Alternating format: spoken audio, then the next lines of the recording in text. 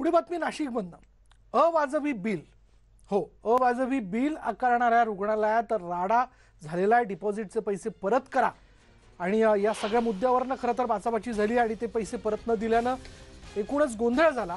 1,40,000 रुपये डिपॉझिटचे पैसे परत द्यायला नाशिकमधल्या एका मोठ्या रुग्णालयाने नकार दिला आणि त्यामुळे या रुग्णालयात अर्धनग्न अवस्थेत एका सामाजिक कार्यकर्त्याने आंदोलन केले। दरम्यान या प्रकरणी सामाजिक कार्यकर्ते जितेंद्र भावे यांच्यावर कारवाई करण्यात आली आहे। पोलिसांनी केलेल्या कायदेशीर कारवाईचा नागरिकांकडून निषेध करण्यात आला। पोलीस स्टेशन बाहेर नागरिकांनी ठिय्या आंदोलन केले। या आंदोलकांनी जितेंद्र भावेंना सोडण्याची मागणी केली। बोलूयात आमचे प्रतिनिधी लक्ष्मण घाटोळ आपल्या बरोबर आहेत। लक्ष्मण, काय माहिती याबद्दल?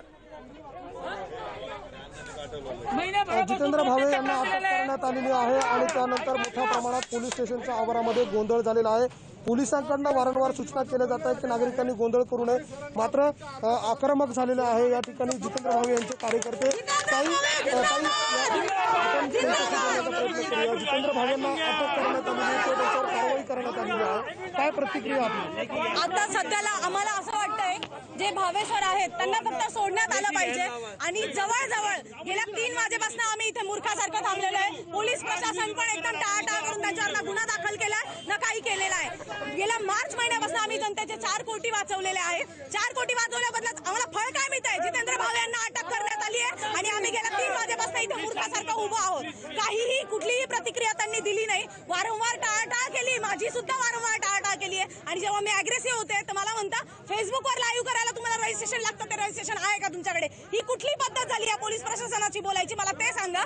आणि मुळात मुद्दा म्हणजे जितेंद्र भावे सर हे नेहमीच आमच्यासाठी जिंदाबाद राहतील, हे मला प्रशासनाला सांगायचं आहे। हे जितेंद्र भावेंची सर्व टीम आहे, बिलं कमी करणं असेल, रुग्णालयात जाऊन फेसबुक लाईव्ह करणं असेल आणि त्यानंतर बिलं कमी करणं, काही भावेंना अटक झाली आहे किंवा हे सर्व प्रकरण जे घडलंय याच्याबद्दल तुमची काय प्रतिक्रिया? आज पण दुपारपासून या ठिकाणी आहे।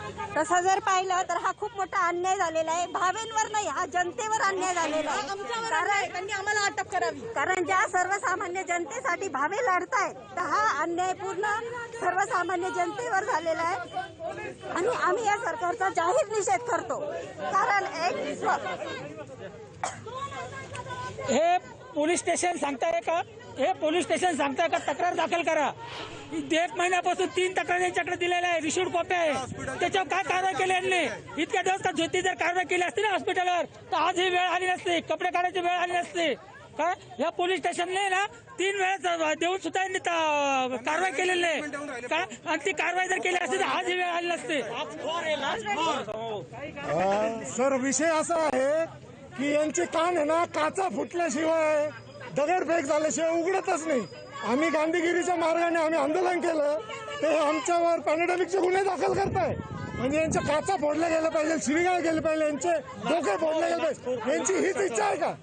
आपण बघतोय अशा प्रकारे या अशा संतप्त प्रतिक्रिया नाशिककरांच्या आहे। जितेंद्र भावे आणि त्यांच्या पदाधिकाऱ्यांना अटक करण्यात आलेली आहे आणि त्यानंतर स्टेशनच्या आवारामध्ये अशा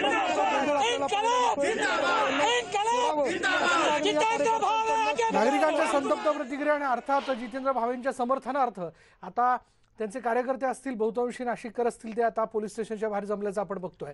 धन्यवाद लक्ष्मण या सगळ्या माहितीबद्दल आणि संवादाबद्दल। यानंतर वेळ झाली का ब्रेकची? ब्रेक घेऊयात। पहा फक्त न्यूज 18 लोकमत।